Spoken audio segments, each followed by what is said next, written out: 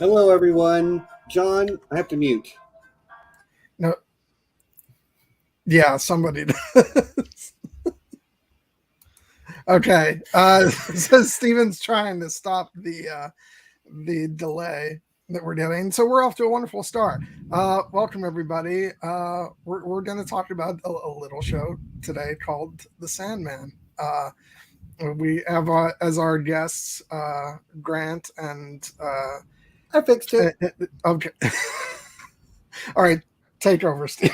Okay. Hello, everyone, and welcome back to Here Be Dragons. I'm Steven. I am the technically capable host of Here Be Dragons. This is my regular co-host, John. My other regular co-host, Nessie, is working, saving lives this weekend, the thing she does. So, unfortunately, she can't be here to join us.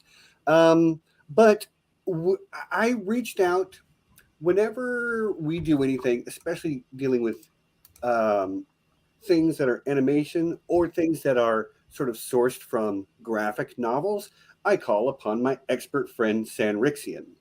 And she said, I love Sandman, but I haven't read the graphic novel in 15 years, but I know two really big Sandman geeks, and I know you both. I mean, we have Sanrixian as a common friend, so Grant, I know you from Twitter. Kaboth, I know you from playing Goose Goose Duck on the Radio Westeros Discord. But I'll let you introduce yourselves. We'll start with Kaboth. I'm Kaboth. I'm a big fan of, A Song of Ice and Fire and fantasy in general. And know Stephen from playing Goose Goose Duck with him and meeting at Ice and Fire Con. So, happy to be here. And Grant? Hi, I'm Grant Piercy. I'm an author. Have written the Erased Saga, which consists of 3 books. And I Am Mercury, which is compiled into an omnibus edition that's more like a novel rather than like a series of novellas. I am at heathen_king on Twitter. Don't forget the underscore, just because there's some random guy that's Heathen King who gets messages for me all the time. But yeah, I'm pretty prolific on Twitter and have been reading Sandman and Neil Gaiman since the 90s. It's been a long time. Mm-hmm. One of my greatest inspirations, I mean, I was a 90s kid reading comic books, and I was a goth, so of course I read Sandman. I mean, that was just like something that they handed out in like the mall to goth kids. So yeah. Okay, cool. While it's at the top of my head, because you mentioned it, we have sort of like our own little online community through the Here Be Dragons crew. We have a book club in there. We're currently reading Hitchhiker's Guide to the Galaxy, but maybe we read something Grant wrote next. That would be fun. I'm just throwing it out there. There are several other people, several other books that's on the list, but that would be fun. I would throw out there, I think I Am Mercury is my best published work. Okay. And it has been covered by the Davos Fingers podcast on their Patreon. They did a lovely series on that. Mike is all up in that book club with us. So Micah, you heard it said here. Okay. So you talked a little bit about you've been a Gaiman fan for a long time. Kaboth, have you been a long time Sandman fan?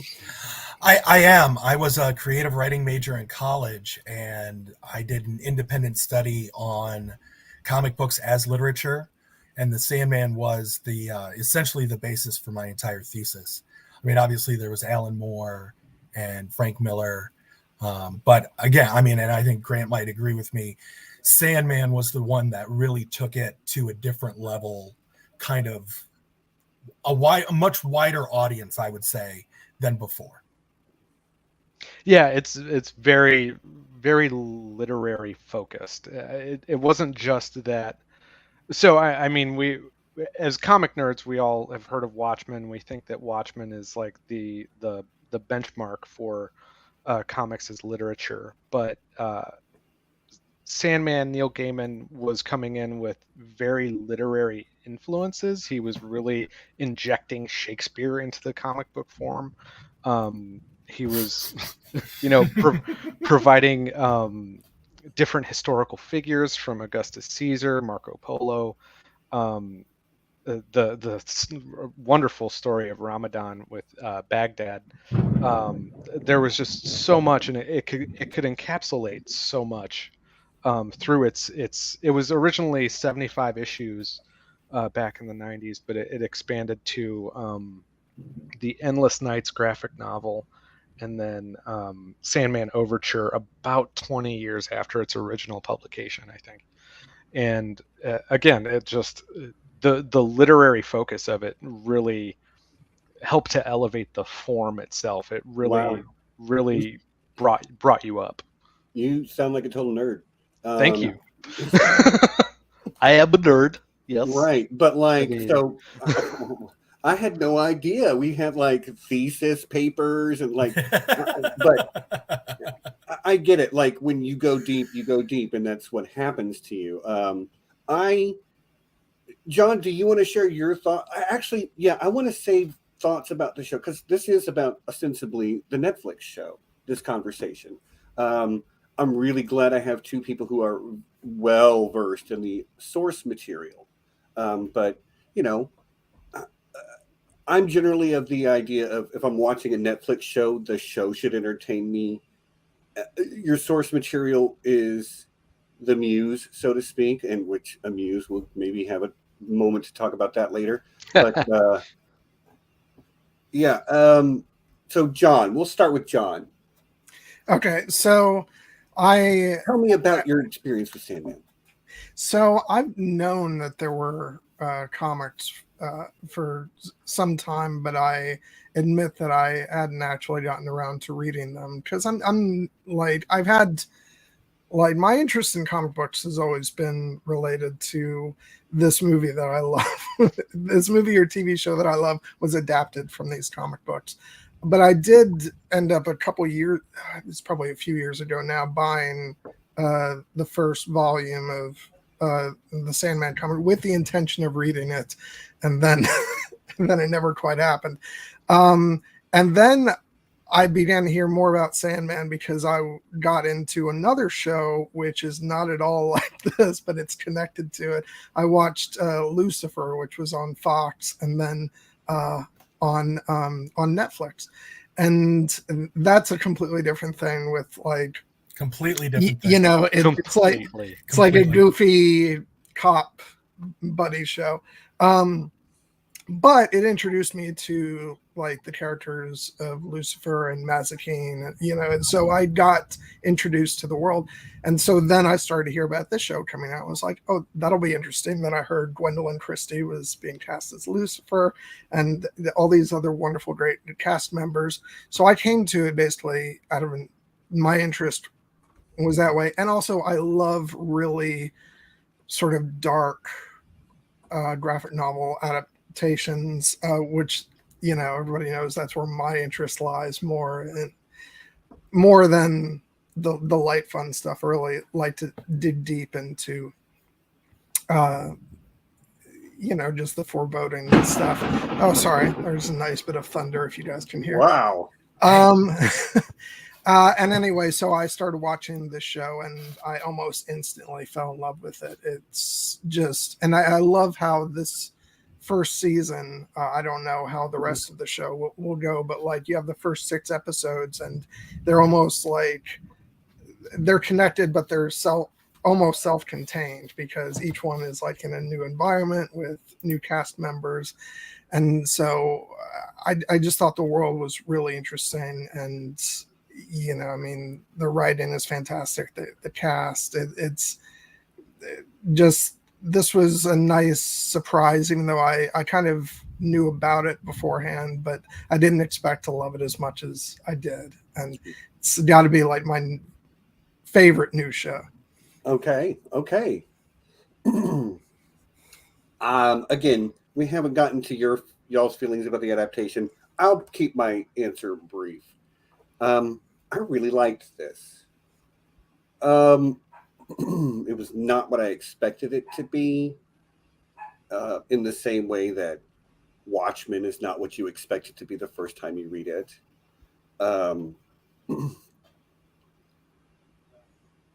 I wasn't really aware of this story. I'm a game nerd. Okay, that's first and foremost. I learned what an orc was from Dungeons and Dragons, not from Tolkien. Um, but this story, it was hard for me to follow at first. I'm not going to lie, because characters come in and out of the story so readily, and Morpheus really is the only like through line through the whole thing. Well, I guess Lucien is probably there the whole time pretty much as well. But all these people come in and out, and I'm like, I don't know who to pay attention to, and they're trying to cram a lot of stuff into it. And sometimes I'm left not knowing what I should be thinking about or feeling in the moment. I think a second watching will help a lot with that. And I can't point to anything and be like, I don't like that. I don't like that. I don't like that. But some of it probably was just a little bit because it's so not standard storytelling. Mm-hmm. Okay. So short answer, I really liked it. Long answer, I probably need to watch it again to understand it better. Is the graphic novel, like, was that your experience with the graphic novel? Was it? Because I honestly don't know the story. Somewhat. So the first 10, 11 episodes cover about the first 2 story arcs plus a couple of like one-off stories. Okay. And it's the first story arc, Preludes and Nocturnes, which is like the first 5 episodes, I think. It's a little rough to get into. I find them very enjoyable, but they're not at the level that it eventually becomes. But I don't think there's any way that you can get into the story of Morpheus and the Sandman without that first issue, that first episode, which is about his imprisonment. That's really like the story engine that drives the remainder of the series. Yeah, because his time spent imprisoned, it has led to him having such a dim view of humanity. And that's I didn't mean to cut you off, but I think that jump in, go. I mean, again, you talking about people coming in and out, I think that is humanity, especially for the Endless, which is why you have that. And at least for me, reading The Sandman was the first time that it wasn't that very standard, I'm a superhero, I'm here to, kick all the villains' asses and that kind of thing. So it was much more kind of mind-blowing to me that this type of thing existed out there. And it's really like the way Gaiman approaches it. He does a very good job at. I think there's a famous quote about him, or that he had said around. He doesn't really do superheroes. But he can work with gods and monsters, and that was how he got into Sandman. I can't do superheroes, but I can do gods, and when he approaches these godlike figures or these endless figures, they're from a specific point of view of humanity. Like you have like one point of view character who is human, who is interacting with them, and you may get an entire story around where Morpheus is more like a supporting character in his own series, but he's still that through line all the way through.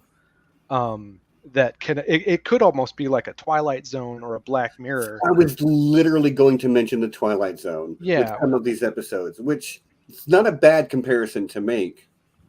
Yeah, and with him just being the one through line or how a person interacts with either him or one of the figures in his like immediate sphere.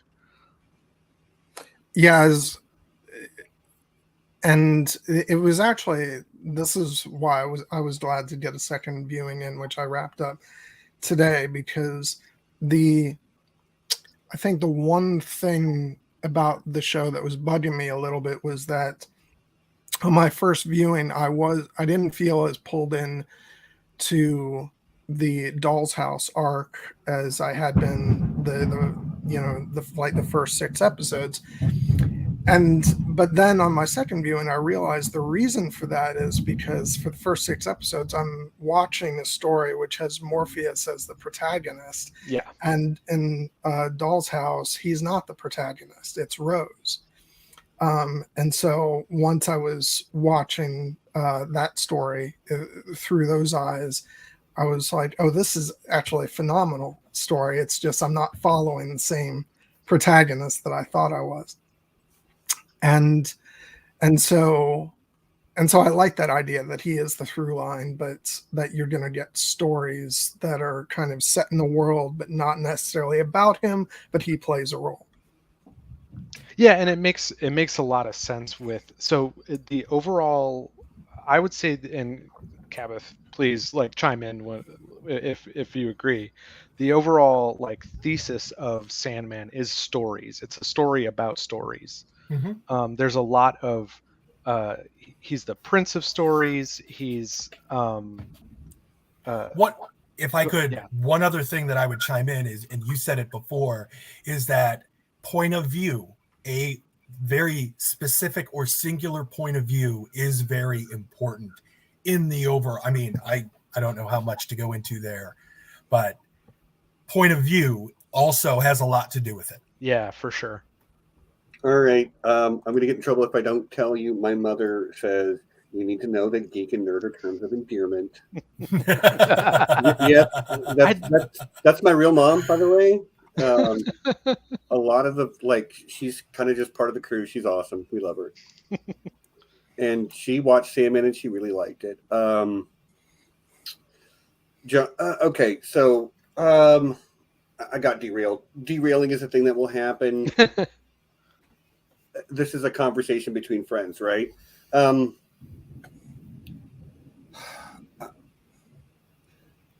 I didn't like Morpheus. Yeah, you're not supposed to. He's a massive. I get it that by the end, I'm not supposed to. Right? He's a massive asshole. A human. The thing is, I'm glad that he did change. I'm glad that. And I think that's most clearly reflected in basically the last thing we see him do, which is recreate. Oh, I can't remember the character's name. Galt, the nightmare. Galt, yes, as some sort of fairy creature, and I'm like, I like it.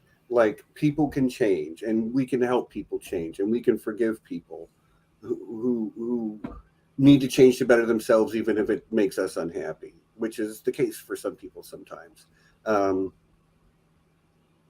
So that's the other main thesis of the story. Can this rigid monarch who is obsessed with rules, who is essentially endless and deathless, can he change?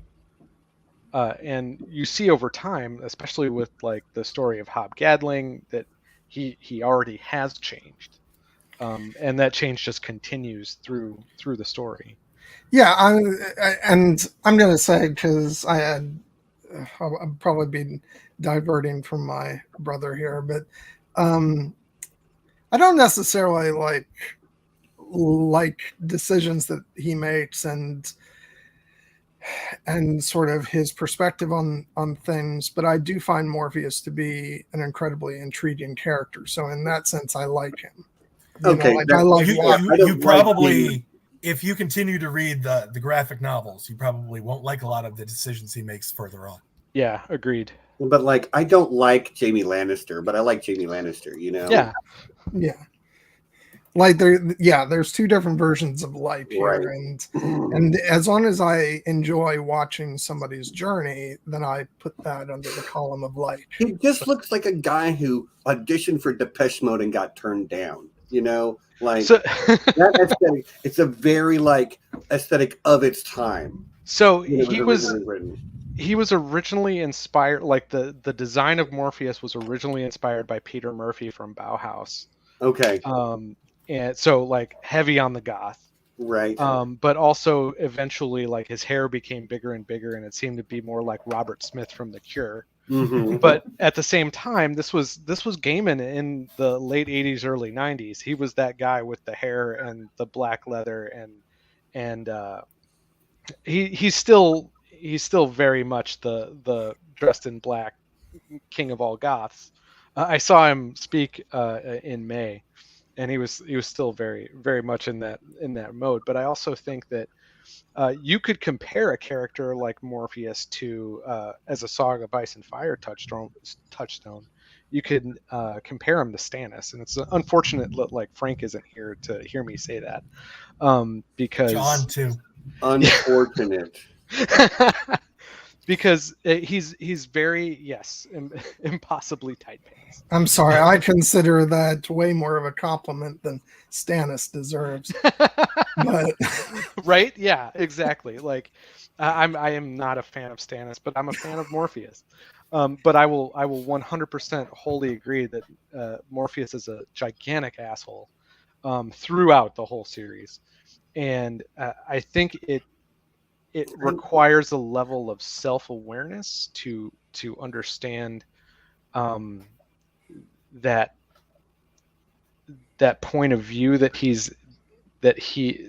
rigid, very tight-assed, like this is what things are going to go my way or no way. And he's go ahead. He's lawful neutral. There you go. Yeah, very much so. But there are things like you can tell. I was very glad that they didn't make it more saccharine in the adaptation, just because you have those hard decisions of, oh, I'm going to kill Rose Walker because she's threatening my realm, and I'm not. I'm going to try to be nice about it, but I'm still going to do it. So yeah, I mean, I appreciate the character for what it is. Again, like sometimes I'm just like, who am I supposed to like in this show? No, don't go down that road. No. Hear me out. Like that's a thing that goes through some people's heads, goes through my head sometimes.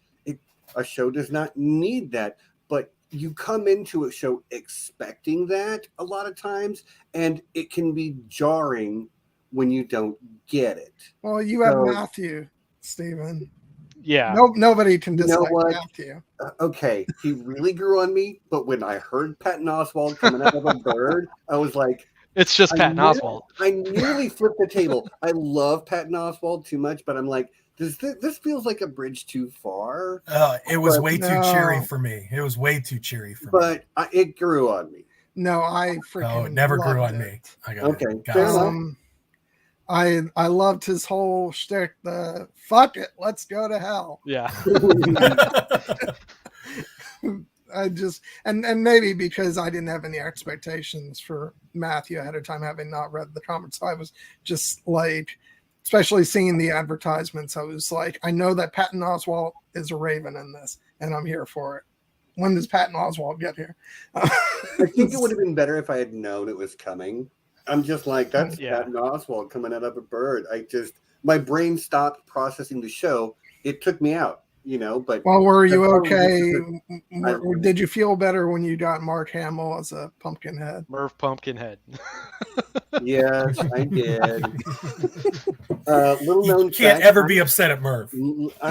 Here's the thing. I may have Stalker level, not quite Stalker. No, I love Mark Hamill. Like that's my guy. It doesn't. I don't really get upset when a lot of celebrities die. I'm like, oh, rest in peace, whatever. But when Mark Hamill dies, I'm going to be a mess. I'm just telling you. I'm just telling you. But yeah. Speaking of. Let's just talk about our favorite side characters for a moment. This is a television show that had a pretty expansive cast, and that gave a lot of and it's so weird what they're doing. A lot of actors got the opportunity to do a lot of different things. So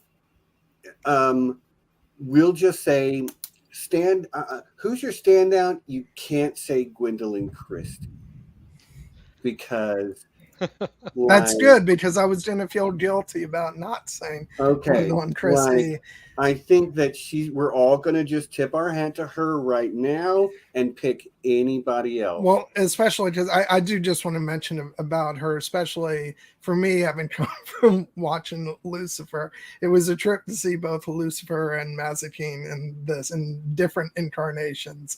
In the case of Lucifer, a very different incarnation. But my standout is also someone who was not in it nearly enough, and I really, really hope they're in it more next season, and that's Mason Alexander Park as Desire, who just like chewed up every bit of scenery that they were in, and so there better be more of them next season. I agree. Like, give me more Desire, but like, isn't like it almost feels meta to say that you want more Desire.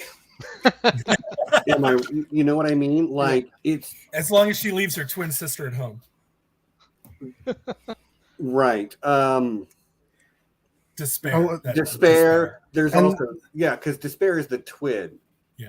I do want to say, just so everybody remembers, that both Desire and Mason Alexander Park are non-binary, so and made sure we use they them.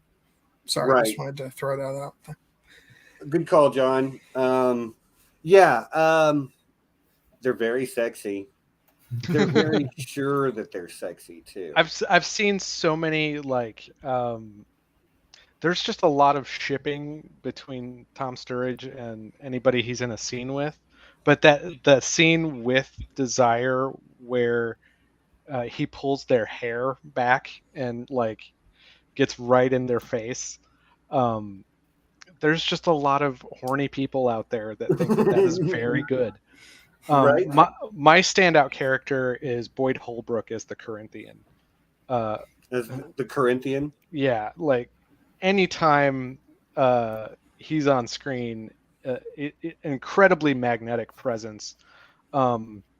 Corinthian is it's got to be one of your favorite characters from the series, but also one of the top just villains of all time. And the issue that highlighted him originally is called Collectors, same as episode 9, and I couldn't believe that they were adapting this. Like, when I saw it, I was like, oh my god, there's the serial convention.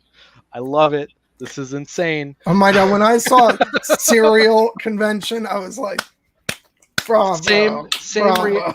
Same reaction as 14-year-old Grant reading the comic. Serial convention, genius.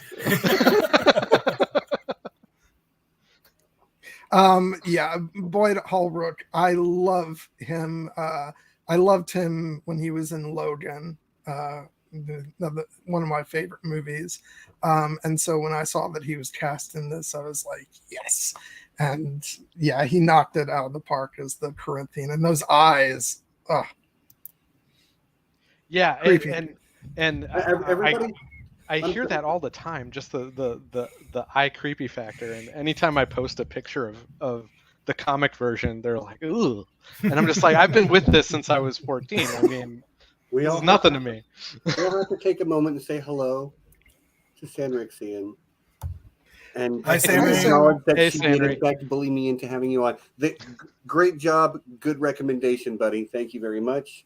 But like the fact that I feel sorry for the Corinthian, right at the end, despite everything that he's done, he's inspired, and he's just like he gives you that last scene where he's like unmade, and I felt like there was some very tense foreshadowing there, hint. But also, like, you did feel empathy for him as like this is the thing that I'm supposed to be, and I would rather be something else. I would rather step outside that Besides, box. all he was doing was bringing a bunch of fans together at a convention. We can You all know, appreciate that, I mean, right? Okay, I want to make sure I mention this before it goes out of my head. There's this idea that there's nobody that's really likable in this show, and yet you find yourself empathizing with almost every Everybody, single character, no matter their situation. There are a couple who you're just like, I don't really empathize with you. Jed's adopted dad, like, Yeah. you know what? You can Yeah. just have your eyeballs eaten, and that's fine. But that's And- a really good trick that they pulled writing wise, I think. I think that goes back to stories being the thesis of the show, because stories are such a like empathy is such a primary part of the storytelling process, where you're literally stepping into somebody else's shoes, and learning about someone else and their experiences, as a story moves forward and keeps going, you know. Mm-hmm. So I think that empathy is you're supposed to feel empathy for just about anyone. Well, and you can see, I mean, when Death takes, I mean, that's how Morpheus ends up meeting Hobgoblin, is because Death is trying to teach him empathy for humans. And I love that. Okay, the conversation keeps branching, and I kind of want to bring it back because Kaboth, did you have a character that was like a particular standout? Well, first I have to throw, I mean, Lucifer is probably my favorite comic book character ever, especially when you get into Seasons of Mists, which would be next season technically, and then his own comic. His own comic is Mike Carey does an amazing job there. So I know you said not Gwendolyn Christie, and there's some things that I'm not super happy with there. But overall, I think she did a great job. But I would say Death. I think that she did a great job. And I'm sorry, I can't remember the actress's name right now. But I think Kirby Baptiste Howell. Okay. I think, or Wow. Kirby Howell Baptiste. Yeah. But she did such a great job because Death in the comics is very carefree and very loose. So to see that come alive, and that I would say is probably, that episode is my favorite out of the entire season. I would agree. I do have to say that, and I think that she plays Death exactly perfectly for this series, and she's remarkable. But I do also want to throw a shout out to the Audible cast, which I've been listening to that as I've been watching the show, and Kat Dennings as Death in that is also just like, she plays it like it's different. It's like she's playing more of like an adolescent, and so brings out a different quality to it that is so much fun. But I don't know that would have been necessarily right for what they were doing with the television show. And I think the actress playing her here is just phenomenal, because there's a almost playing it like, I look at the Audible version as like she's playing almost like a younger sister, and this feels like the older sister kind of, you know, educating her brother on, you know, getting his act together. And so they're two different versions, but I like them both equally. And just real quick, because it's in the comments, David Bowie is who Lucifer was originally modeled after.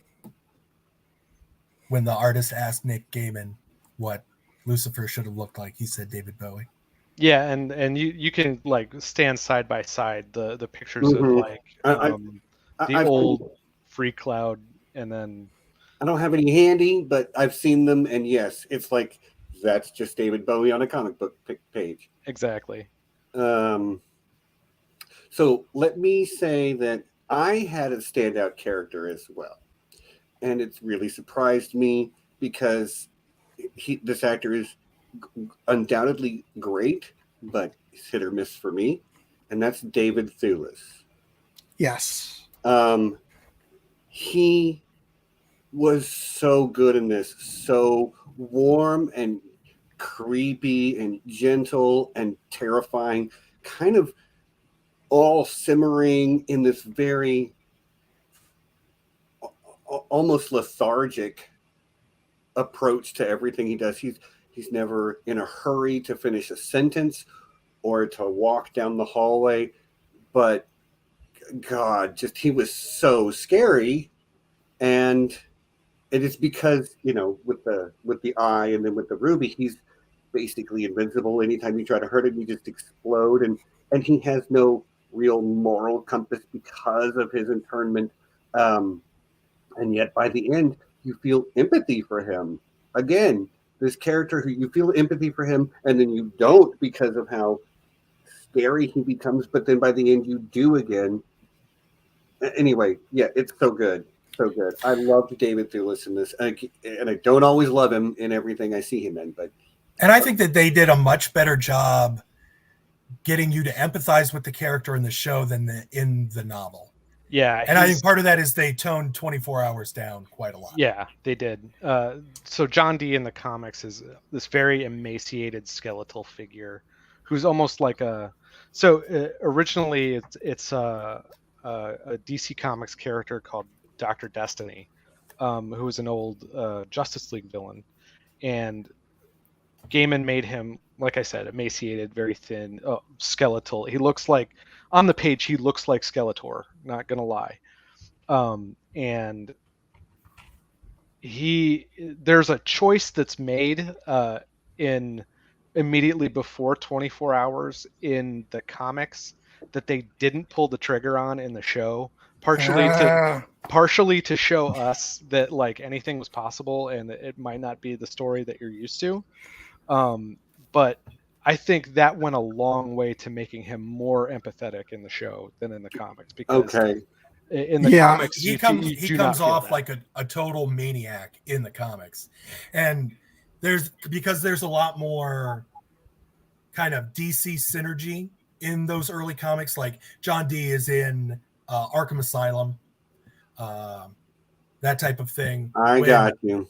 When Morpheus is going to hell, it's Etrigan that leads him in getting the ruby back or trying to figure out where it is. He encounters Mr. Miracle and Martian Manhunter. Okay. Wild. And another connection is, so there's the old Jack Kirby 70s Sandman that shows up in the Doll's House series. But in the show, it's the kid who's dressed up as a superhero called the Sandman. Yeah. But it's much more the actual like 70s Sandman on the page. Well, and I guess just to throw that, I mean, that is probably the largest. The Doll's House is the largest kind of removal from the graphic novels. At least one part of it. And with that, I mean, I guess that's one of the things I don't know if it was a good change or not. I got you. Like, it's not so much a change as it is an omission. Something we don't see. No, there's some significant changes. Okay, fair enough. And this won't surprise anybody, but for me, I'm actually glad that it's kind of removed from the larger DC universe, because I like that the story kind of exists on its this should be more self-contained. More self-contained to game and stuff. Yeah. This doesn't need to have Superman in it, you know. Batman would detract from this story for me. It really would. Well, I think part of it is, I mean, this is really the series that launched Vertigo. And so they were doing everything that they could to get people to buy these issues. Okay. And Vertigo, for the length of its run, was meant to be separate from the normal DC universe. Like John Constantine kind of got folded into that. He had a lot more to do with DC early on, with Swamp Thing originally. Swamp Thing also got folded into Vertigo, and Sandman. These were stories and characters that they wanted to have separate from the DC universe, and they didn't want the confines of continuity to really muck the storytelling up, rather. Well, and because they weren't, if I remember correctly, when they came out, they weren't Comics Authority. They weren't submitted, so they could be. They were. It was always for adults from the beginning. Right. I do want to say, Grant, since you mentioned John Constantine earlier, and just want to throw out a mention to Jenna Coleman as Joanna Constantine. She was fantastic as well. And I know that I saw some articles saying that they were mucking about the idea of a spin-off for her. I'd actually like to see that. Which is wild because I hear they're also resurrecting the Constantine series that, like, with Matt Ryan over on HBO something. But then again, with everything going on with HBO Max, who knows? Yeah.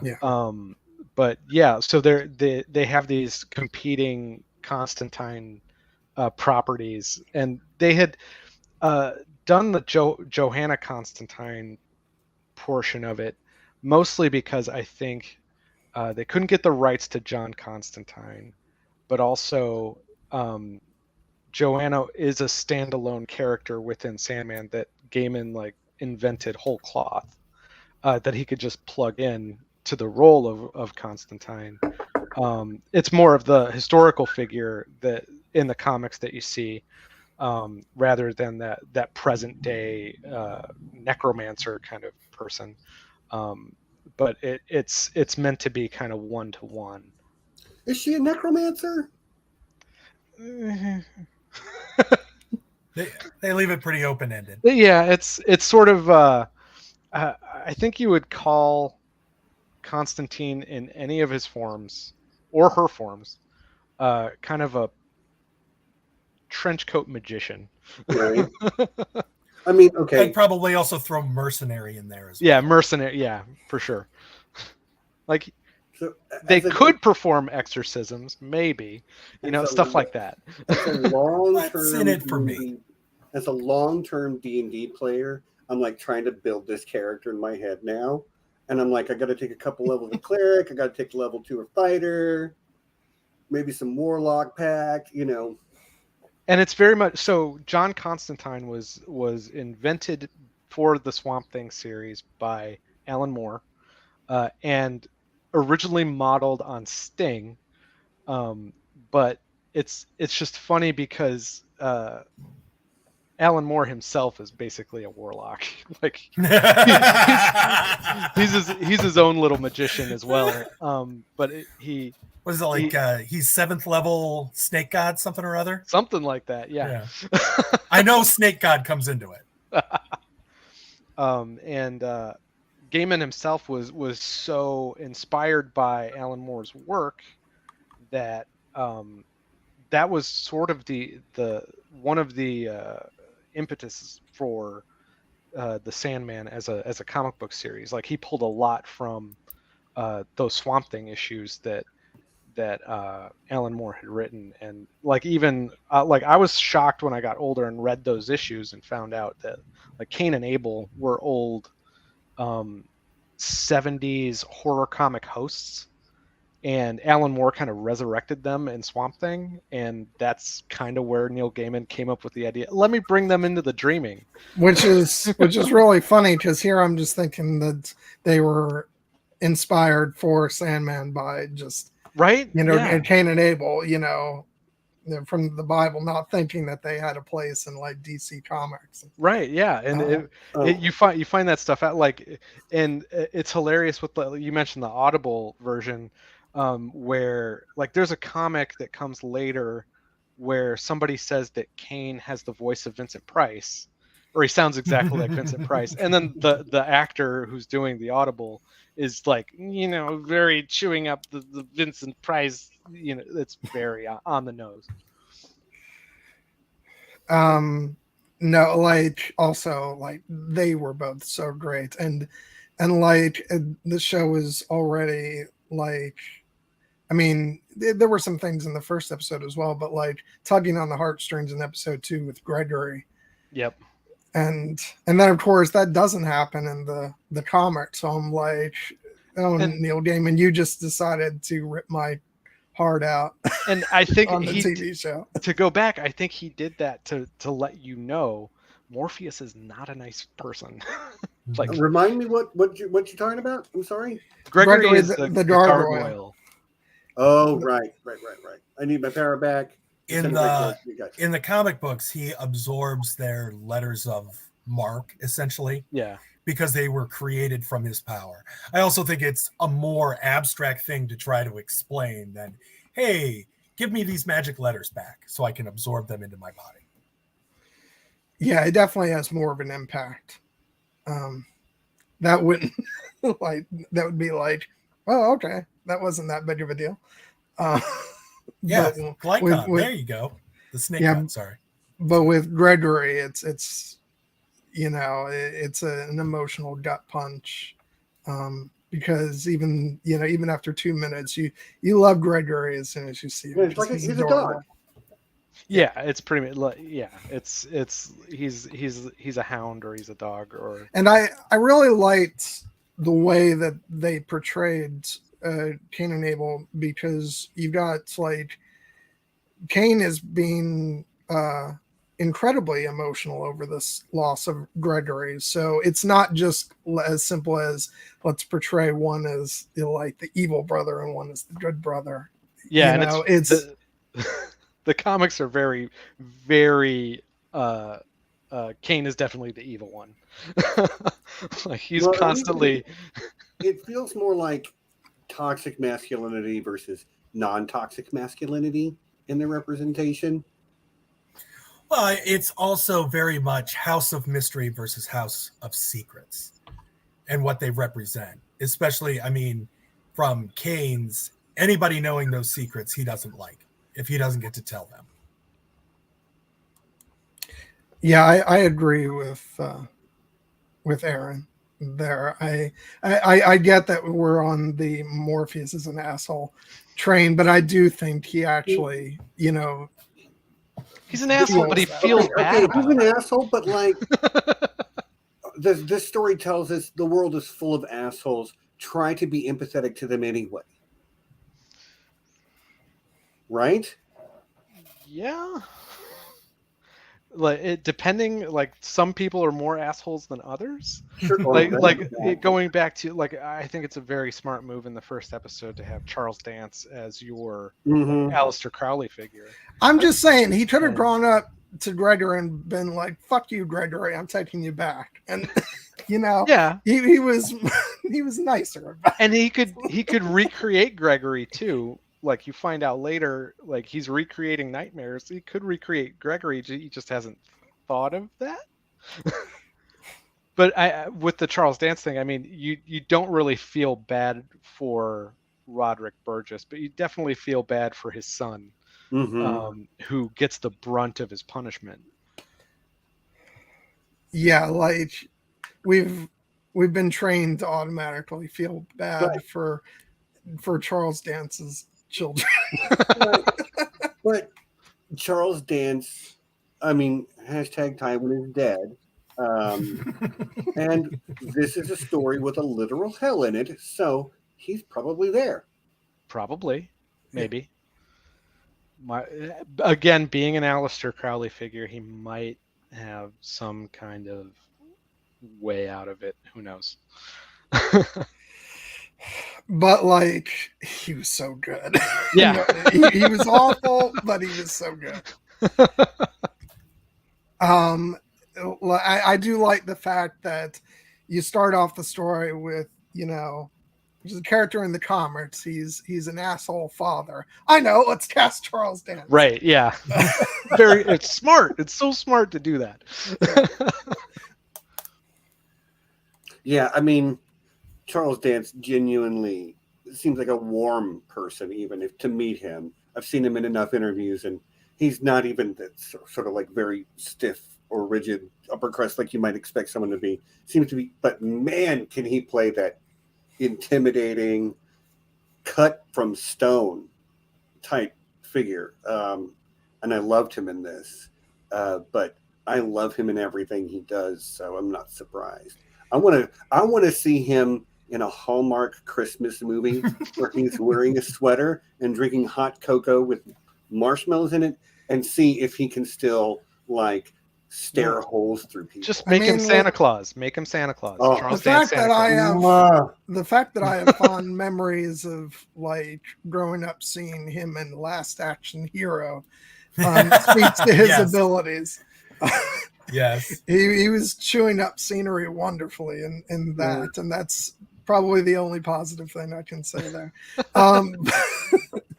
But I remember, because that's what I remembered him from when they cast him as Tywin. I was like, oh, it's that guy. Never mind the fact that he was also in a bunch of other stuff. No, also in the worst Alien movie, Alien 3. Yeah, which like, and seriously, the first half of that movie is better than the second half for the fact that he's in it. Right. Yeah. Spoiler alert. It's Alien. Everybody dies. Come on.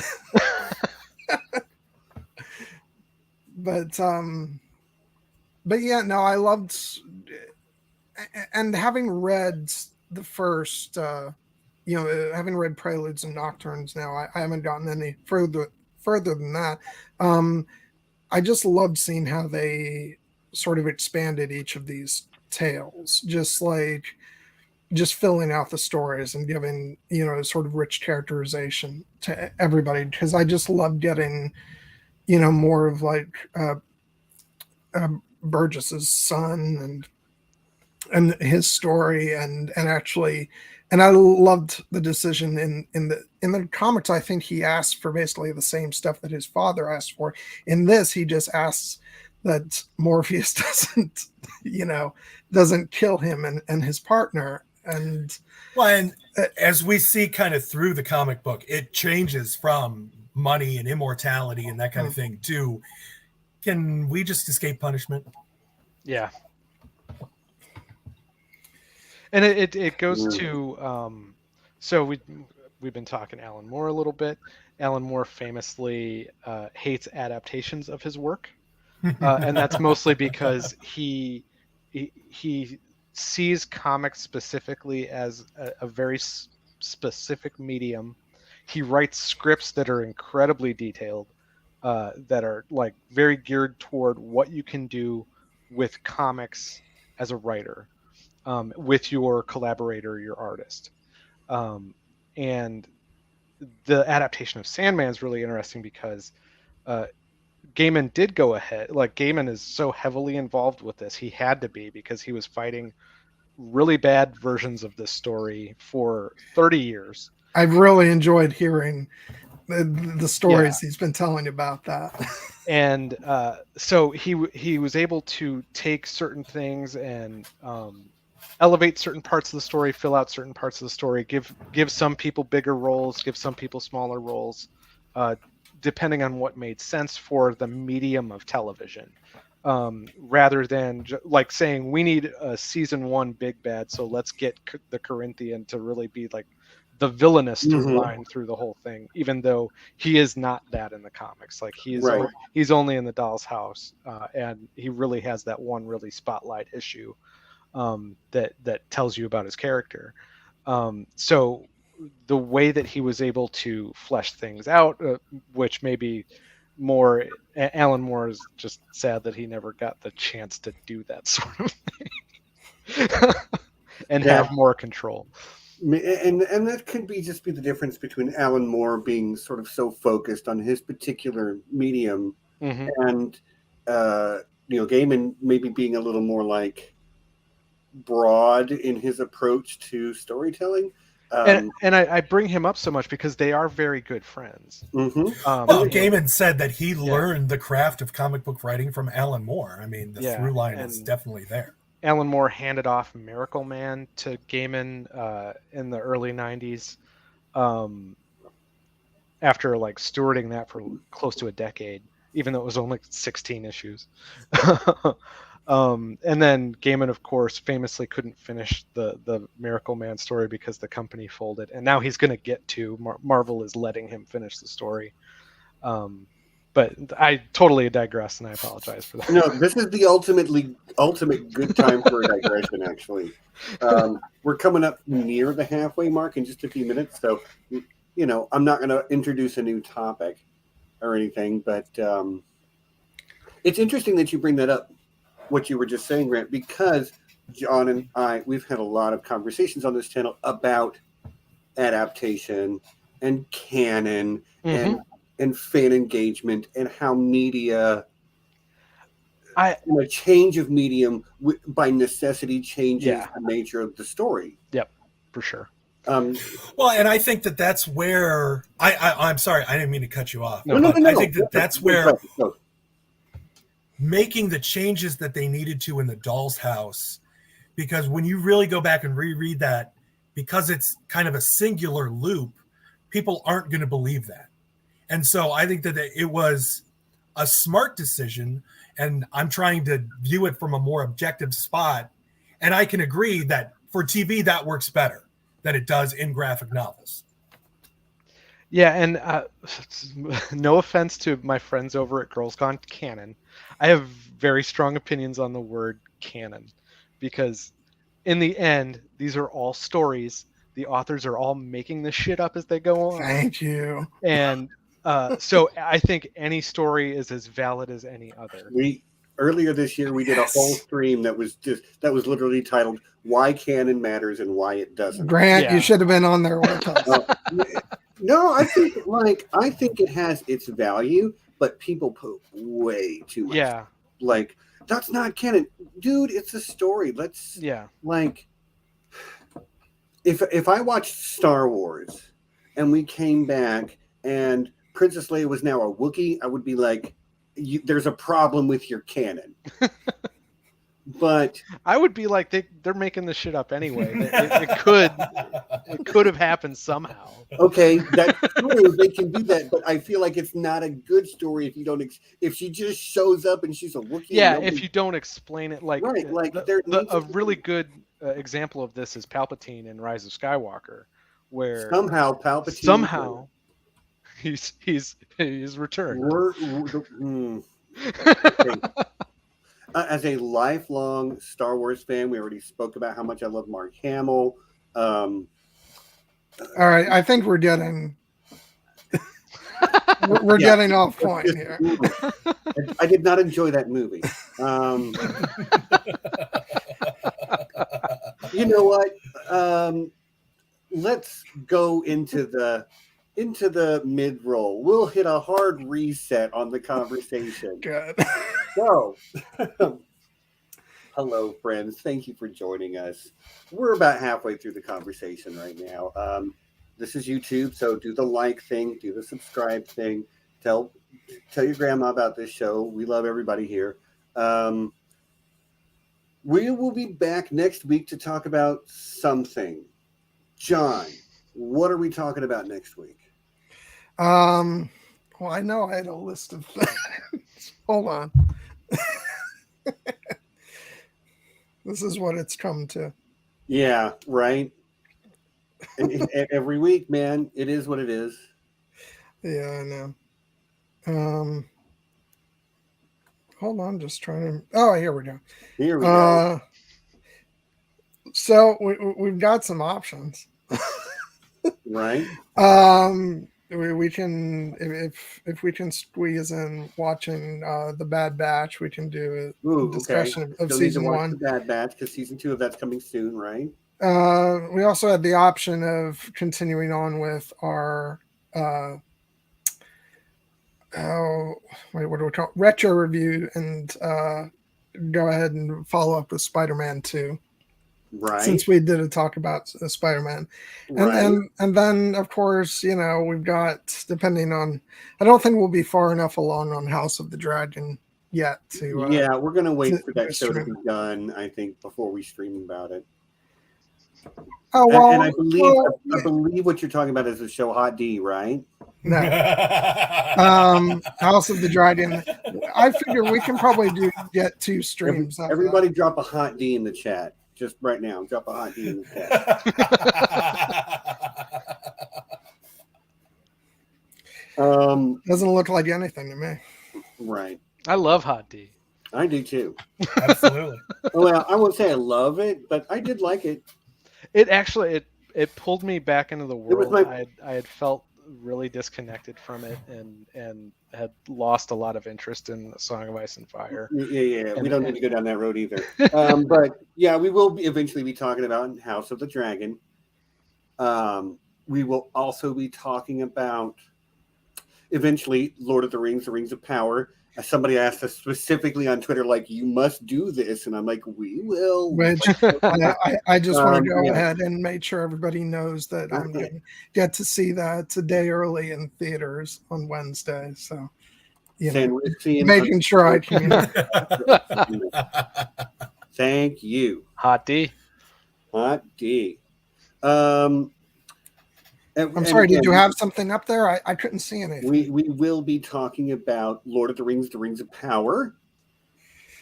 Lord of the Rings of Power. And I am So hard to debuting say. here now the name I'm going to use to annoy John with. It's called Lotterop, which is what I will be referring to it as from now on. But yeah, Don, what about So next week? I'm announcing my retirement.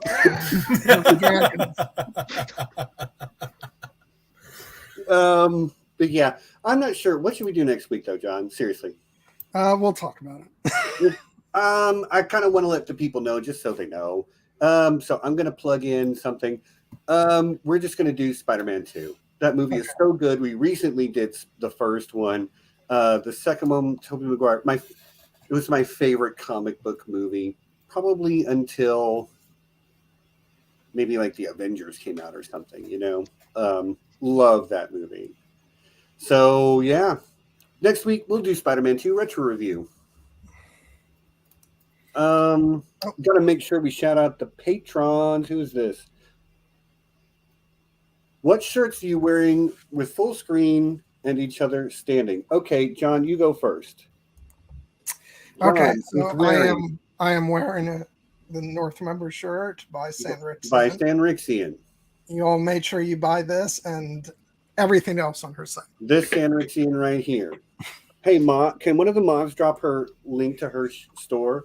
And mine is also a Sandrixian original. This is a design she did for Joe Magician, and I'm wearing it because after watching Hot D tonight, thank you, Sanri. After watching Hot D tonight, I will be over on Joe Magician's chat discussing the show for a little while. Not for long. I have to go to work in the morning, but you know, I love that guy. Me and Matt are friends from way back, so yeah. And Sanri has really amazing stuff of all kinds. She does. We got to make sure we shout out our patrons because they are awesome people. Patrons, we love you guys. I mean, we love all you, but patrons, we love you guys. Thank you for keeping the lights on over here. Our Patreon High Council consists of Ridiculous Ed Tollett, our alpha patron. This guy right here. Thank you, Sean. Love you, buddy.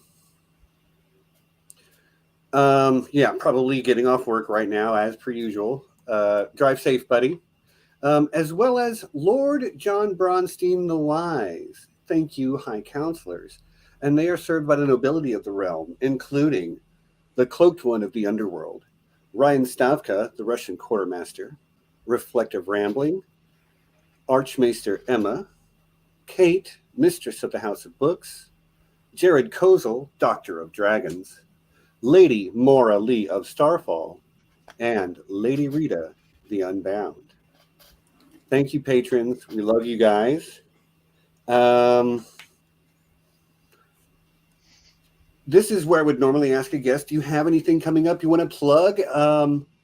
Grant Kaboth, you are the rare middle-aged white man without a podcast. I'm sorry. We wanted to see Kaboth's shirt too, as well as we'll get Grant in here too because I see it says Bowie. Let me get Mine's camera. Song of Fire. Do you know the artist? Not off the top of my head. Okay, fair There enough. is a companion, a Song of Ice nice shirt as well. So you're choosing sides, is what you're saying. Well, there's dragons tonight, so I wore the dragon shirt. I see. And what do we got? Just Bowie? I live in Stark Bowie. County. There is Right. only one house, and it is Stark. I am a Stark loyalist. It is well known. It is my real family name. My birth name is Stark, so I fell into it by accident. Yeah, right. Grant's repping Bowie, but we're repping you, Sanry. Me and John. So okay, I guess that's it for the mid-roll. We can get back to talking about Sandman. Could I ask Grant a question? Yeah. What did you think of the change in Morpheus's trip to hell?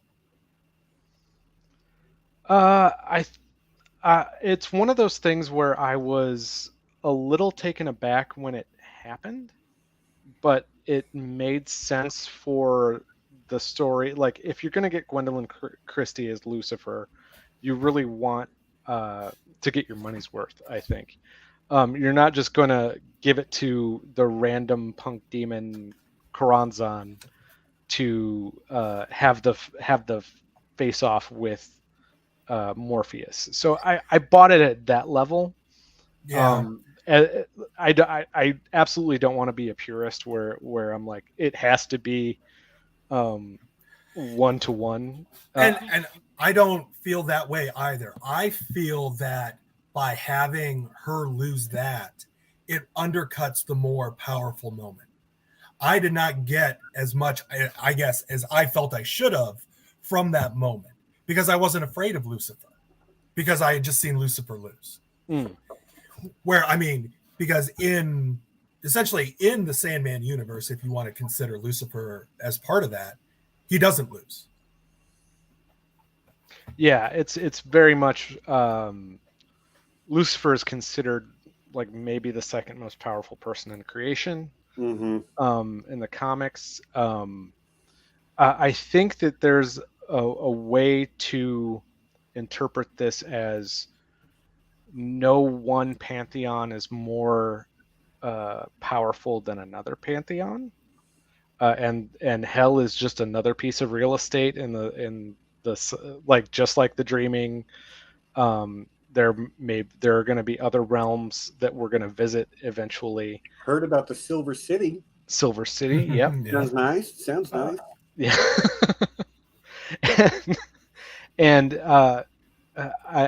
So it may not necessarily be that this person is the second most powerful in creation, because again, like Morpheus is, or Dream is always very much like gods kind of originate in his realm.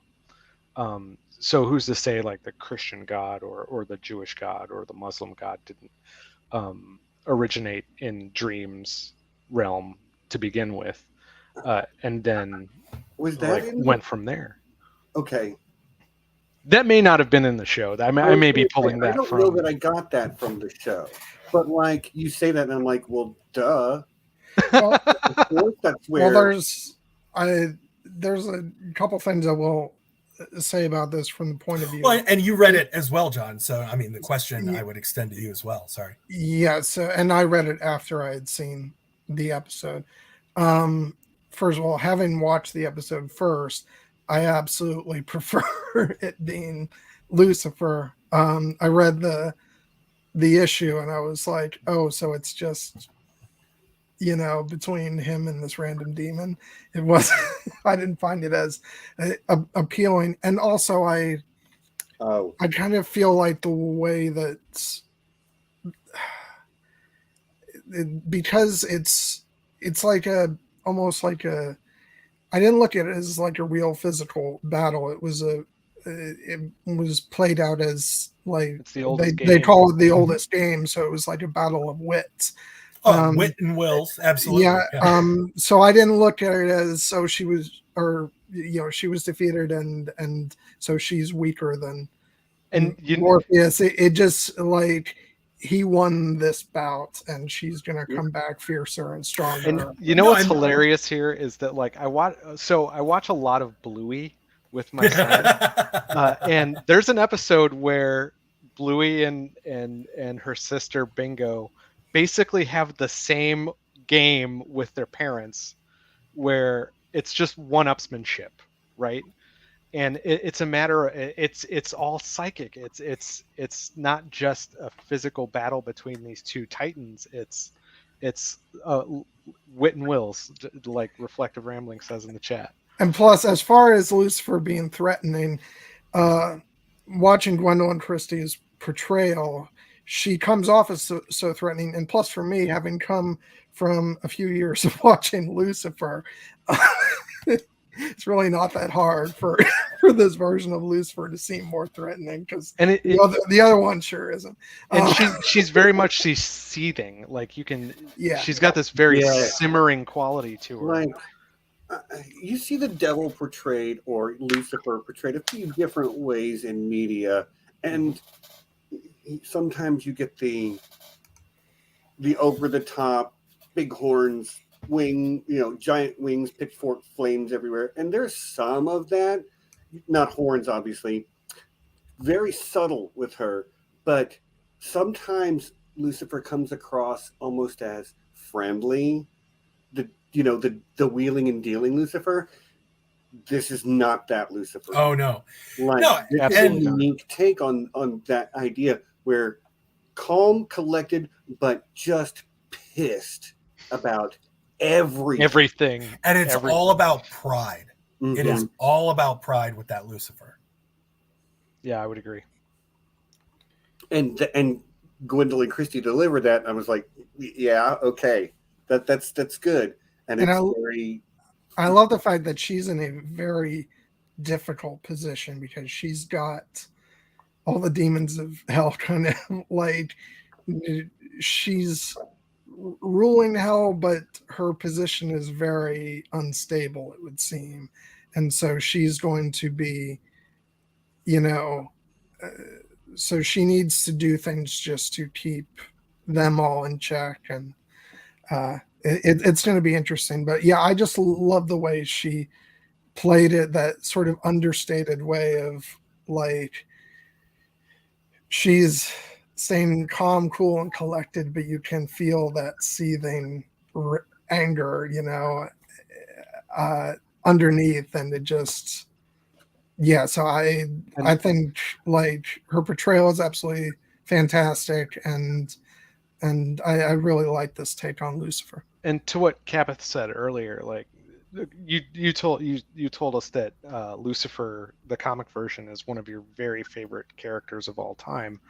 I honestly think that what he does with Lucifer, what Gaiman does with Lucifer throughout the series, is some of the smartest storytelling like of all time. No, I agree. It's one of those takes on the devil that is just, how has nobody thought of this before? This is brilliant.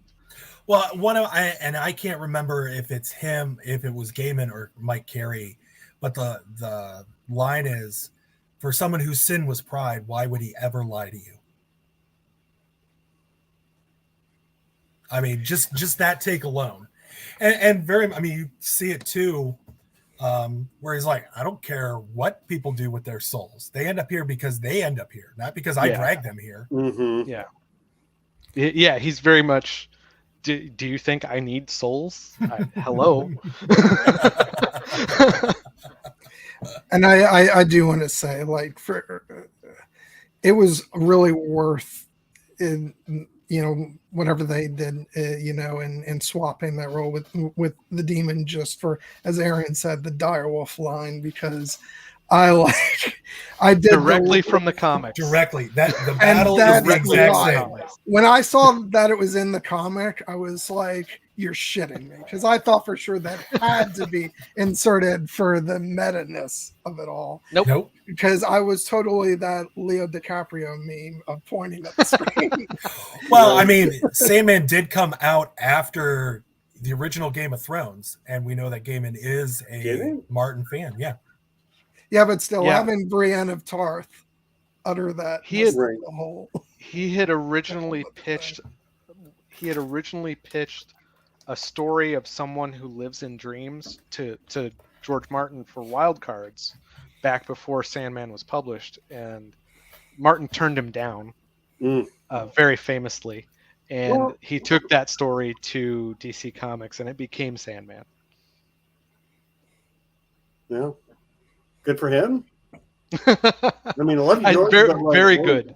Very good for him, because they go back and forth on this and are like, yeah, if I would have signed him to Wild Cards, he might have made $2,000, maybe $3,000. And now here we are, you know. I know. I saw an interview with both of them where George was like, "So really, I can take credit." Well, doesn't he call it his worst $3,000 mistake or something like that? I think so, yeah. It makes me think of that. I don't know, just the Rolling Stones song, simply "Sympathy for the Devil." Yeah, and which obviously- I think is referenced in the comics, where I think there's a "Hope You Guess My Name" reference in there. Okay. Yeah. Yeah, actually, and- for the "Hope You Guess My Name," the character would be Death, because they never actually say her name. Yeah. But there's very little ambiguity about what she's doing by the end, and yeah, interesting. Yeah, the other thing that what I just want to say real quick about the whole Lucifer and Hell thing was that as a fan of the aforementioned Lucifer show, I'm really glad that they included Mazikeen in this, because I know she's not in this issue of the comic. It was just fun for me to see that character hanging with Lucifer there. And Mazikeen in the comics is always so difficult, because the half face thing makes her slur everything she says, so you're trying to figure out what exactly is she trying to say. Did you ever hear how Gaiman would do it? He would literally cover up my war. That's how he would do it. Yeah, and he wrote it that way. That's what's so tough about it. But no, you brought up Death. You never learn that this is actually Death. There are so many different. You said that there were so many different portrayals of Lucifer or the devil throughout history. Same thing with Death. You have so many different portrayals. I always go back to one of my personal favorites is the Seventh Seal, Ingmar Bergman, where they're playing the knight is playing chess with Death, and it's just a stalking figure, or it's the Grim Reaper. But here it's somebody who's very jovial, very warm. In the comics, it's very like, oh, you're meeting a cute goth chick when you die. She was very famously based on a friend of Gaiman's, Cinnamon Hadley, who was a model, I think, and also Susie Sue from Susie and the Banshees. You can put, again, like 1-to-1 a picture of one, and then the comic panel, and they're like, oh, this is absolutely based on this person. And Gaiman, when I saw him in May, so one of the questions from the audience was, where do you get your ideas? Of course, everybody asks a writer, where do you get your ideas? Literally in this show. Yeah. Where do you get your ideas? In the show, it comes, yeah, Rick Maddock right there. Where do you get your ideas? And he said that the easy way that he does it is to take two things that shouldn't be together and put them together. Mm-hmm. Death, a cute goth chick. There are way more examples. I don't want to spoil further on, but it's always very like, or serial killers having a convention at a motel. You know what I mean? Like it's a serial convention. Yes. Yeah, it's these two things that should not be together and putting them together, and you can get just so much story mileage out of just those things. With the people he does that with. Yeah. But not these sort of like anthropomorphized personifications. To quote the the show directly. I might disagree on that. The further we get into it. No, okay, and you're literally talking about death as I say that. Maybe the D family is There's 7 of them. different, but Yeah. like Lucifer is hatred, anger, hubris, maybe. There's something very, like I said, there's something very clever with that coming. That Okay. I would absolutely not want to spoil for anybody who doesn't know. Fair enough. I will take you at your word. I want to make sure that we do cover certain areas of this series. I just want to spend a little bit of time on 24/7, which is just like, I knew, like, I had heard things about, the issue of the comic. So I went into watching this and like, I felt so much dread like throughout that episode, because I was like, I know shit's gonna go bad. It's like the first time that I watched Alien and I was creeping up to, the chest burster scene. It's like I was just like holding on to my chair. It's just like, oh God, what's gonna happen? When Gaiman talked about how there was going to be an adaptation of the Sandman, and he at some point on his Twitter feed he mentioned that they were doing a 24 hours episode, and my jaw dropped because I was like, how do you do that? And the fact that he was able to pull it off just blows my mind. It may not be as brutal as the comic issue is, because there are some things in the comic that are still like, they're disturbing things that you just.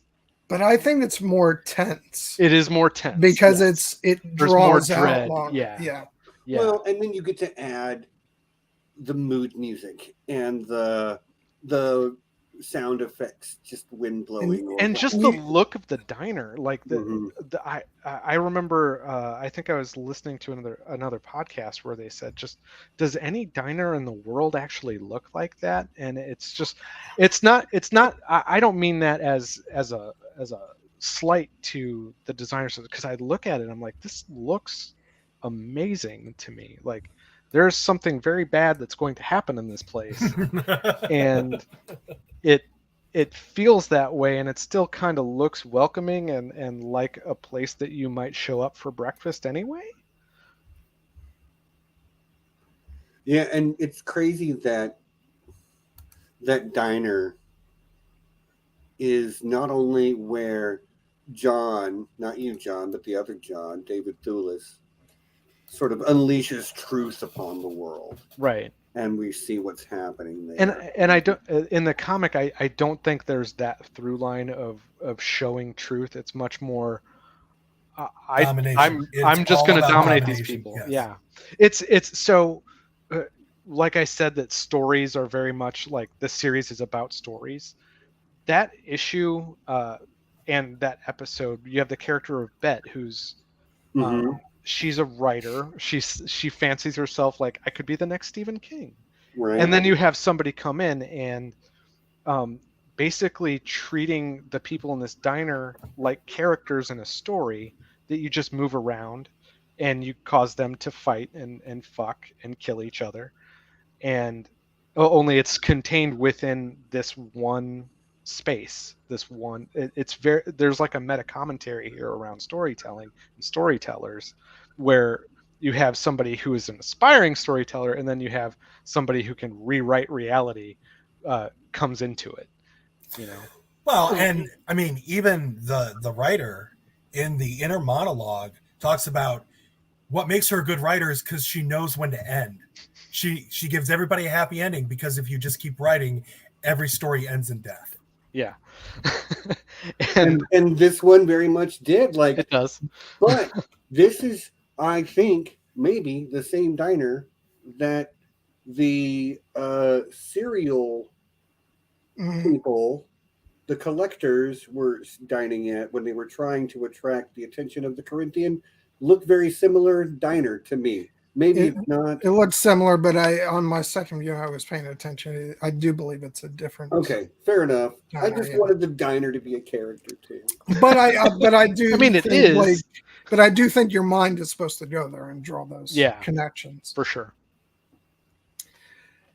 Um, And we also see, like, it's funny that you mentioned the long enough stories end in death, but we get death, but we also know that death isn't the end. Even before this, we've already visited hell. We know that what hell can be, and then they still manage to shock us with what happens in the diner. Yeah, Kartik says he's more supervillain in the comics.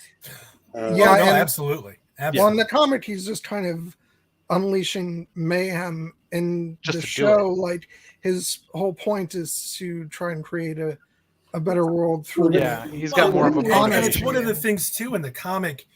It has the overlays of the TV news that shows that it is not just happening in the diner. It is happening throughout the entire world. Yeah. But it is all being created from this person here.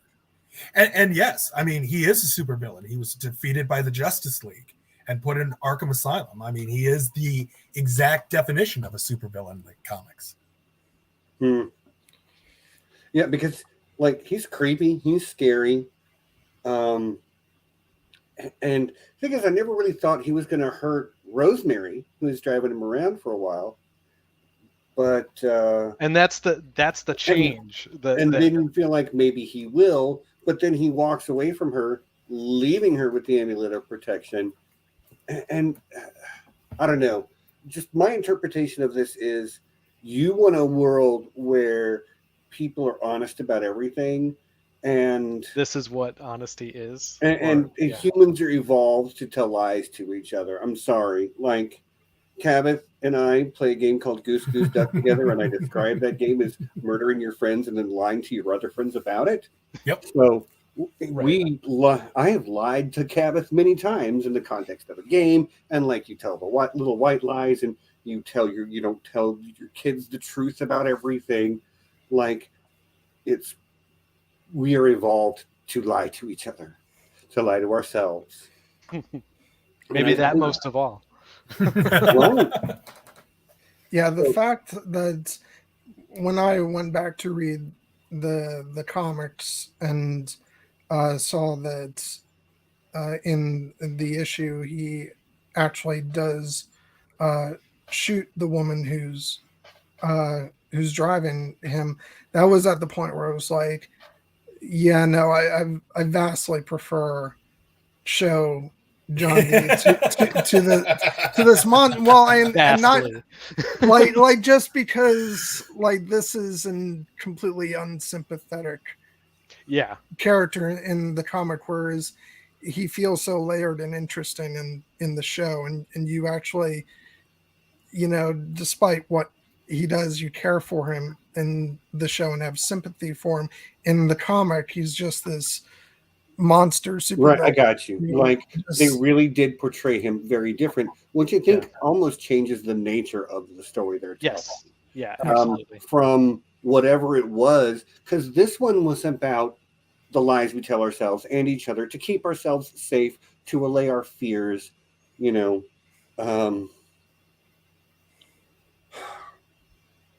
I don't know. Radical honesty is something I try to practice, but let's be real. Nobody knows everything about everything, and they keep things to yourselves.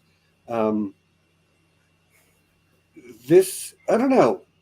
This was the episode that really sort of grabbed me for the first time. I was enjoying it up to this point, but with this one, I kind of leaned back and went like, okay, I think I'm starting to understand. This is not what I thought it was going to be. Charles Dance is not going to be in this. The guy that played Charles Dance's son is not going to be in this. The lady that played David Thewlis's mother is not going to be in. Like, that's not what this is. And then we get this diner full of people who are just going through their lives, and Beth is great and knows everybody and tries to be helpful. And then you get that moment where it switches up, and I'm like, this is the Twilight Zone. Even worse, this is Tales from the Crypt. I don't know. Tales from the Crypt tend to be a little bit gorier, and there's definitely gore in this, but way toned down. Yeah, it's toned down. Yeah, but to me, what I felt was Twilight Zone, and I'm like, okay, so I feel like I'm taking a dash of Watchmen, I'm taking a dash of Twilight Zone, I've got some, mythology kind of raked in there, and it's all stirred in a pot, and you've got maybe some existentialism bubbling below the surface of some of this, and we want to tell stories about the nature of the human condition through the eyes of something all of us do, but none of us understand, i.e. dreaming. I think it's a very ambitious way to try to tell a story. Again, sometimes I was lost, but who can make sense of dreams? This show did feel like I was dreaming sometimes. And sometimes this is it's really a tightrope walk to try to balance all of those different moods and phases of storytelling. Like the fact that I felt that they were able to balance that, and it really spoke to both the power of game and storytelling, but also the craft of the people making the show altogether. Mm-hmm. Because this could be this could be about anything. Like with it being about stories, it could be about any type of story could be told here. That's what's so wonderful about it. Well, if you wanted to take it to a different level, I mean, you could literally make the entire series about wish fulfillment, which also is another thread that runs long throughout the entire comics, especially in the individual issues. Yeah, it's almost like they sat down and went, dream. Let's free associate with dream for a while, and you do arrive at things like desire, and you do arrive at things like we all sleep, nightmares, and when you blend all that together, you've got a lot of really different things to work with, but it all seems to sort of coalesce in this anthropomorphized personification. God dang, that's harder to say than I thought it would be. Well, it's all about Gaiman being incredibly well read, but also being a gigantic comic book nerd, knowing that like some of those things, like you mentioned, like even the Endless Destiny, who we have not met yet in this series, predates the Gaiman comics. Like Destiny was a character in those 70s comics. Cain and Abel or those old horror comics. Like he's pulling in stuff that has existed since the 40s. Like he brings in Sandman itself was originally a superhero from the 40s that Gaiman basically just made into a new iteration. I will say Barbie has the best dream. We'll get to explore that just a lot more. Like Martin Tenbones. When Martin Tenbones walks across my street, which by the way, can I just I am so in love with the fact that first of all, it needs to be said, as far as representation goes, this show is absolutely phenomenal. Crushing it. But I love that the one straight white couple is named Ken and Barbie. Yeah. It just has to be said. Straight out of the comics. Straight out of the comics.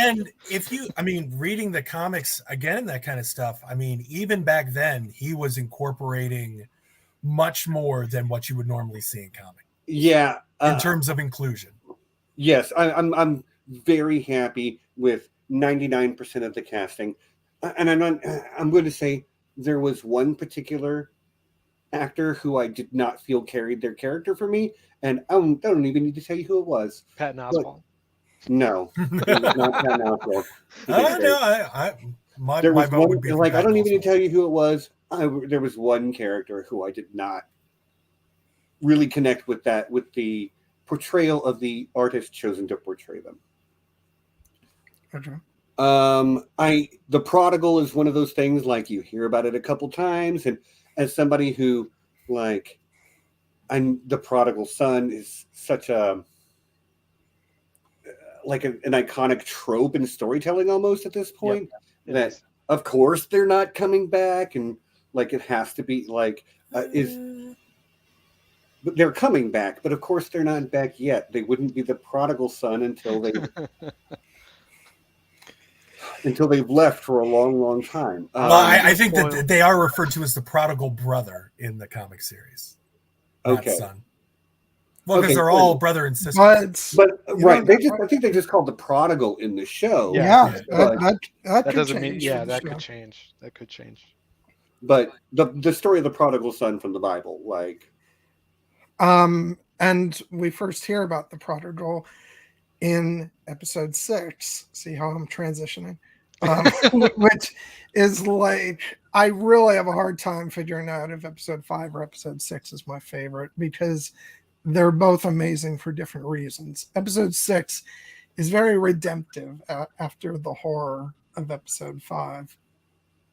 Yeah, and I would argue that 6 is, one of the best single episodes of a show of the last year, and last year has been very good for television. Which one is that exactly? So that's The Sound of Her Wings. Mm-hmm. That's the death. Oh, the death episode. Yeah. I got you. Okay. And Hobgadling, like going through the Hobgadling story. I was surprised that Hobgadling took up so much of that episode. I mean, it was like 24 minutes, and if you think that a comic page, a comic issue is 22 pages, and normally the rule is a minute per page for TV or movies. Yeah, no, it's like I love the whole episode, but especially the Hobgadling story was just so good, and just the journey you go on with these characters through the centuries. And again, I've read the comic issue of this one too, or okay, let me correct myself. I haven't read the comic. I've listened to the Audible. That's why I got confused. But the fact that it's changed slightly because of the year in which Morpheus gets out is different in the comic. So he actually meets up with him on time in the comic, whereas with this, he's missed the appointment. But for me, that just makes the ending hit that much harder. Yeah. It's so beautiful, and I love their friendship, and I hope we get more of it. No, and I honestly thought that was one of the smartest things that they did, was just saying, all right, he, instead of being imprisoned for 80 years, he was imprisoned for 110 years. I thought that was incredibly smart. Yeah, and I don't think that they could really change the year of the appointment, like it had to be 89 for each of like 100 years, 89, because of the way it was written. You had, there's Chaucer in the first or second one, then you have Shakespeare, then you have the French Revolution later on, and the French Revolution, it plays a bigger part later on. Spoiler, sorry. That's not a spoiler. That's not a spoiler at all. In that story, history influences the modern day, right? Yeah, and it was a very again, Gaiman is very good at coming up with an ingenious way to solve a problem that he's written himself into, by bringing having Hob buy the bar and moving it and writing a sign to make sure if he does show up, I'm over here. You can just come over there. Right. The new inn. Yeah. And they mentioned in the chat, just going through like these are the kinds of things you could expect for so long a life. Like it's that Wheel of Fortune thing where things are up, things are down, and all the while this guy is just like, no, death is a mug's game. Like, I still want to live. I love that he's like got so much to live for. I love just the way it, like, he plays it. It's like, so do you still and not wish to die? And he's like, what are you, crazy? It's like, I got so much to live for. It's amazing how hungry you can get when you can't die. Oh, but I still have so much to live for. Yeah, well, I think it's these last 40 years have just been awful. Yeah. I mean, 40 years of bad luck. And you're like, yep, let's keep going life. But it also doesn't let Hob off the hook, I don't think, because you have things like the slave trade is introduced in there. Yeah. And Morpheus is very much like, you probably shouldn't be like buying and selling people, dude. So, you know, like it also, it goes back to the complexity of these characters, and you can have empathy for the worst people, or even the worst people can be the best people, you know, like it's very. Yeah, I like that about what they've chosen to do with this story, and it actually makes me reflect on another story I watched recently that, if you hold your head at the right angle and squint a little bit, has some things in common with this, and that was the film Everything Everywhere All at Once. I don't know if either of you have seen that film. Have not. No, it's on my list, but it is incredible. It's really a little bit more about existentialism than this particular story is, but maybe there's this idea about learning to love the worst version of yourself, and learning to love the worst versions of other people, or to forgive them for their shortcomings, because we all got them, you know. John, did you get any of that? We talked at length about that film a few weeks ago. Did you feel any of those reflections and sort of like some of the themes that were being presented?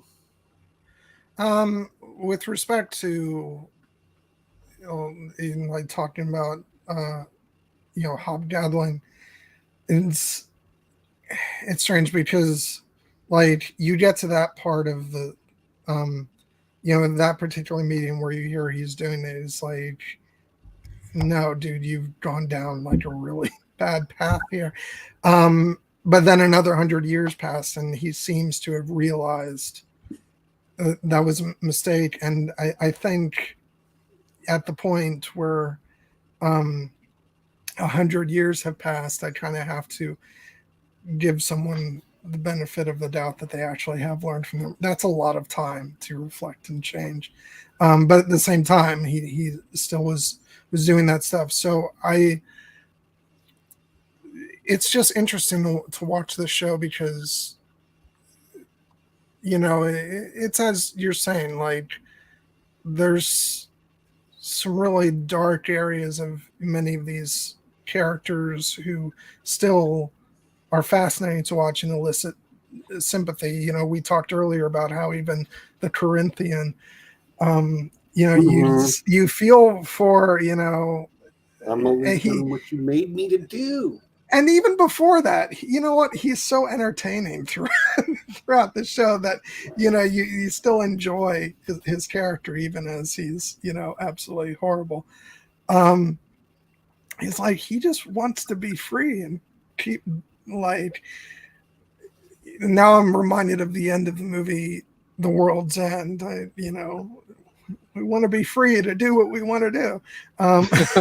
Well, and there's a storyline called World's End in Sandman. So, yeah.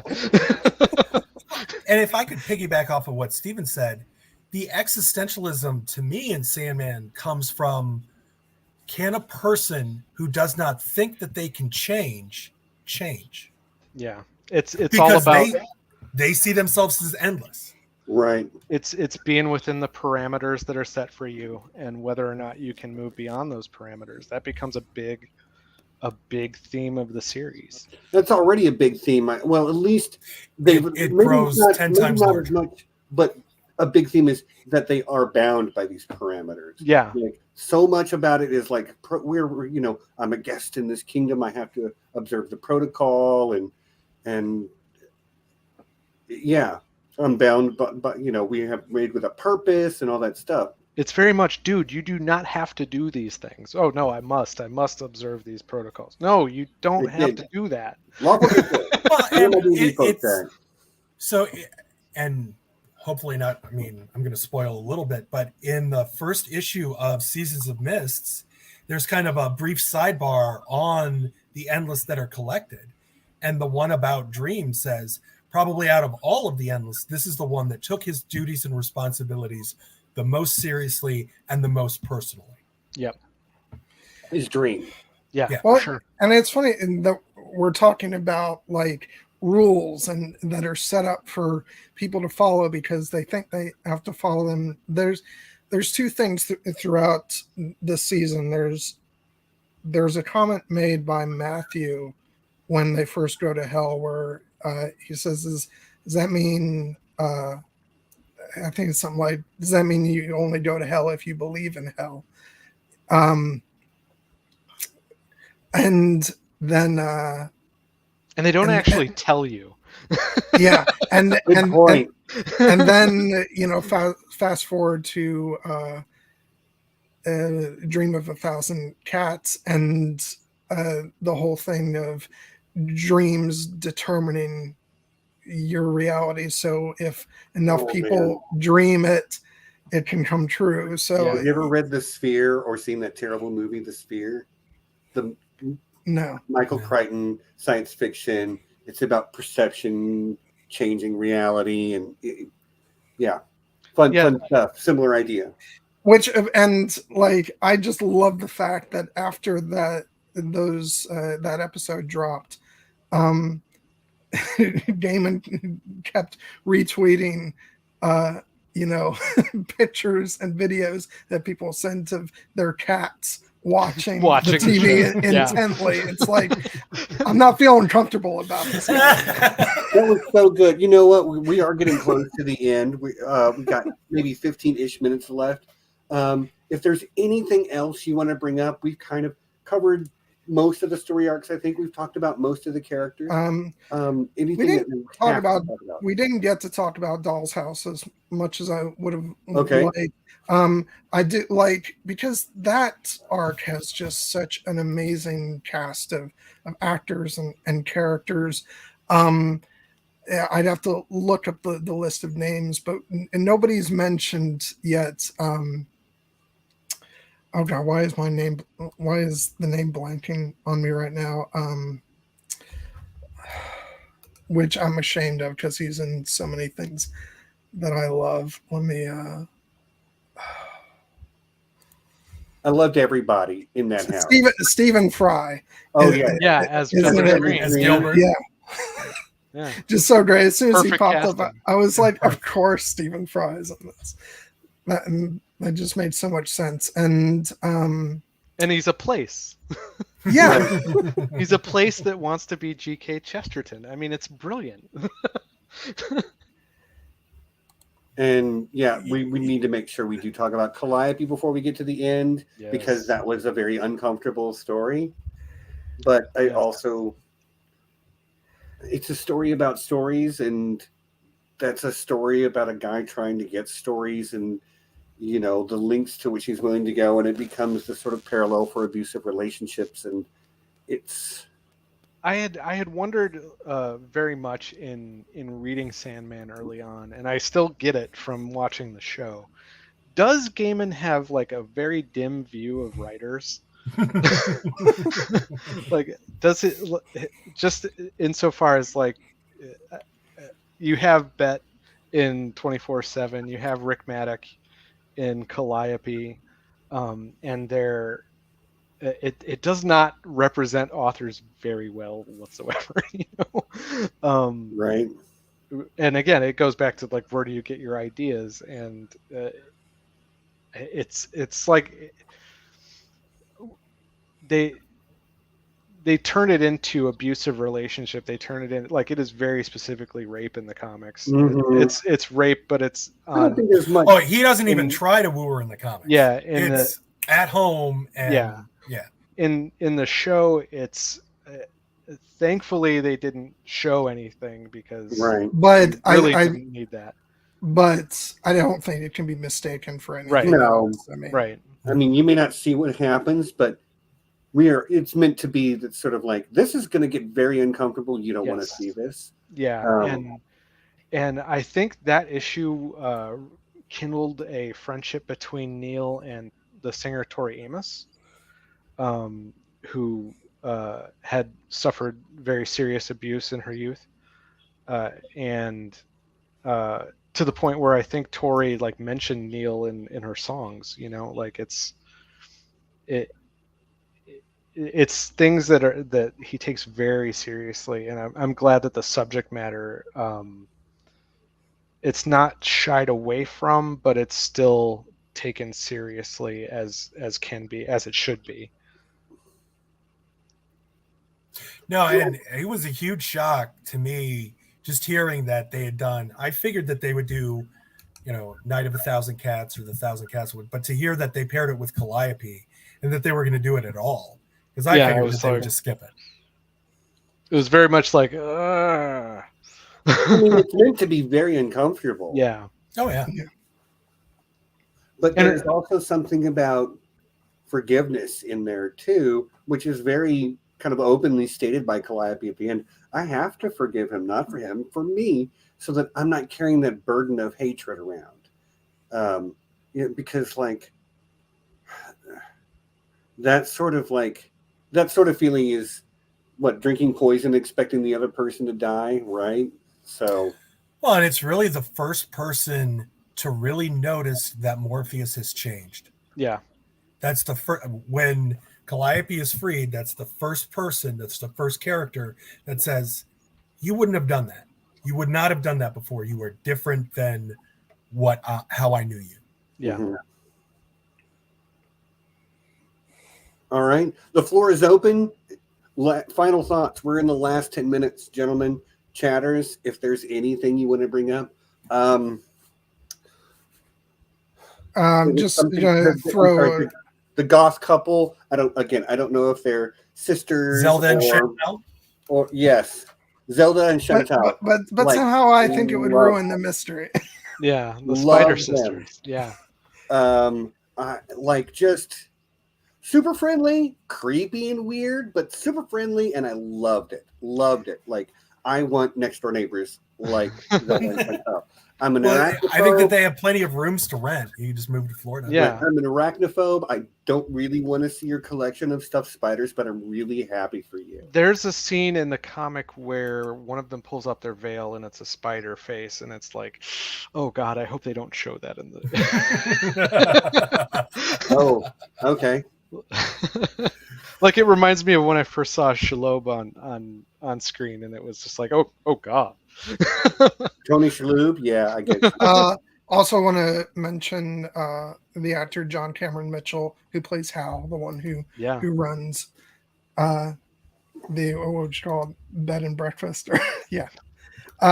He was fantastic, and yeah,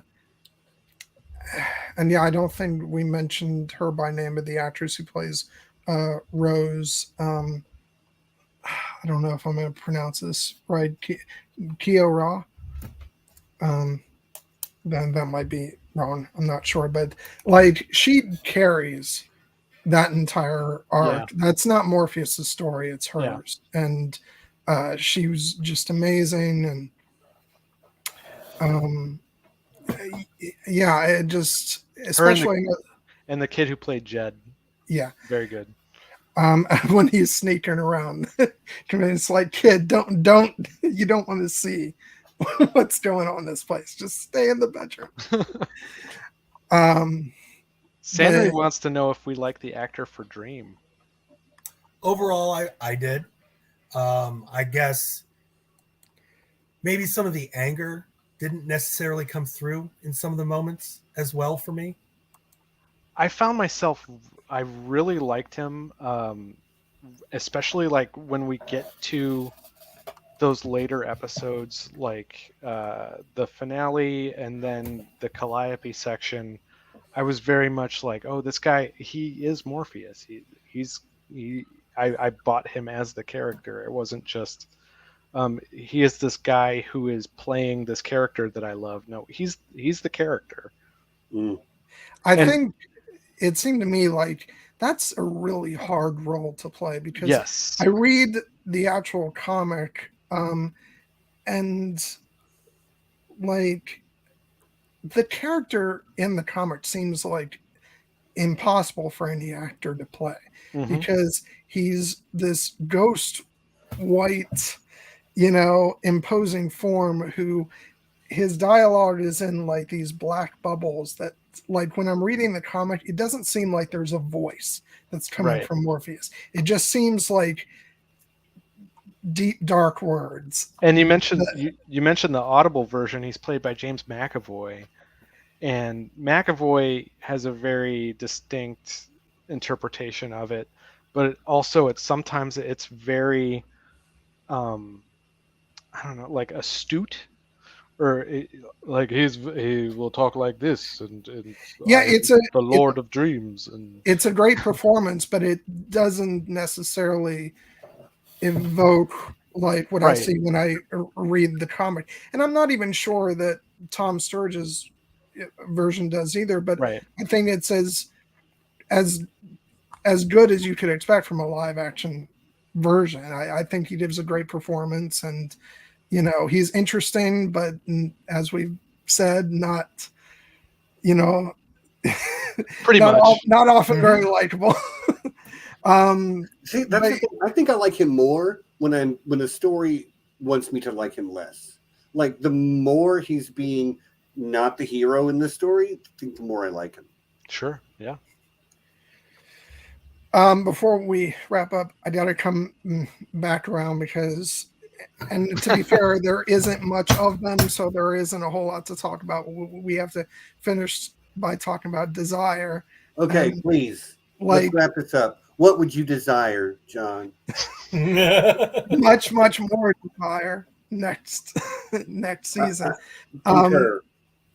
Just like that final scene between them and Morpheus is just like great. I love the fact that Morpheus is like, I'm coming through, and Desire's just like, oh, you are? Okay, let me get into position. Ready.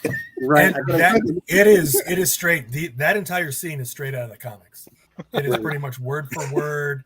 I mean, it is everything is right there. I mean, who doesn't like a good old brother-sister fight? Or brother. Yeah, I like brother, more Desire, yes, but I also want, I mean, I don't know what to call them, the D family. Like, I want to It's see the endless. The endless. Destiny, the endless. Yeah. Death, okay, dream, but I'm just going to call Desire. them the D family because it's funnier. But you've got Desire, great. Despair, didn't see much Despair, but still interesting interpretation. Death, interesting. Destiny still out there. There's probably what was it? Dementia Delirium. was mentioned, maybe, or Delirium. I can't remember. But there's a lot of them, and I want to see more of that. I want to meet his brothers and sisters. Well, if they get a second season, Yeah. I mean, that's what Seasons of Mists opens with, is a family meeting. # renew Sandman. Yeah. Or that Apple TV or somebody else picks it up.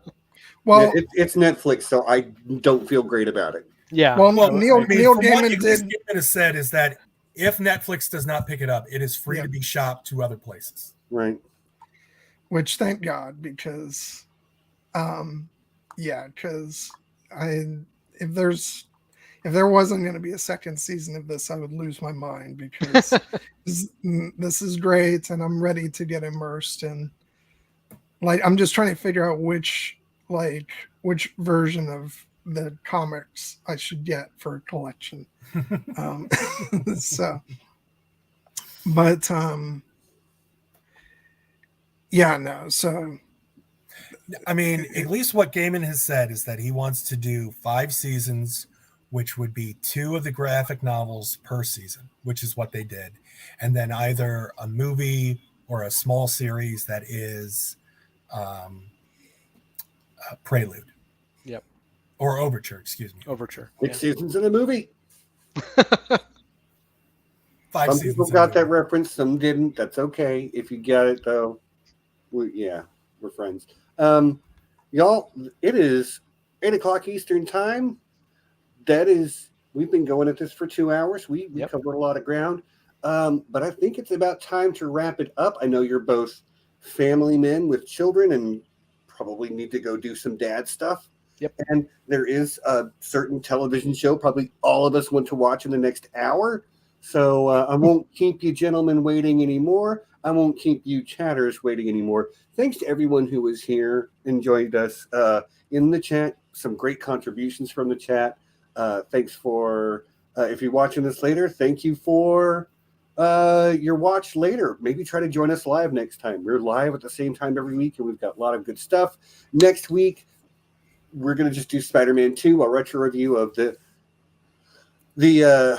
second Spider-Man film with Tobey Maguire, which is, again, one of the best superhero movies ever made. There's my short review now, but we'll watch it again this week, and I'll make notes. And once again, to both Grant and Kaboth, gentlemen, thank you so much. Thank you, guys. Thank you. Absolutely. Thank you. Links to everything down in the description. So we'll see you all next week. And until then, you know what it is. Peace and be excellent to each other.